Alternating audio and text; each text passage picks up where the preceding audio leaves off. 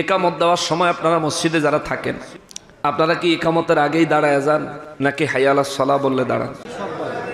সবাই আগেই দাঁড়ায় যান। আচ্ছা, এটা সুন্নতের খেলাফ, এটা সুন্নত নিয়ম না।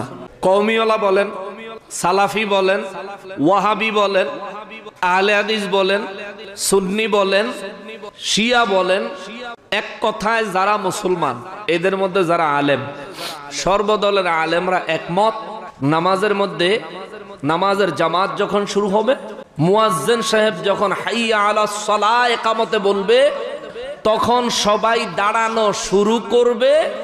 হাইয়া আলাল ফালাহ শেষের বাক্য বলতে বলতে এর মধ্যে সবাই দাঁড়ায়া কাতার সোজা করে কমপ্লিট করবে। জোরে কোন সুবহানাল্লাহ। যদি হাইয়া আলাস সালাহ পর্যন্ত ইকামত শুরু হলে আপনি বসে থাকেন, তাইলে আপনি 100 শহীদের সওয়াব পাবেন। জোরে কোন সুবহানাল্লাহ।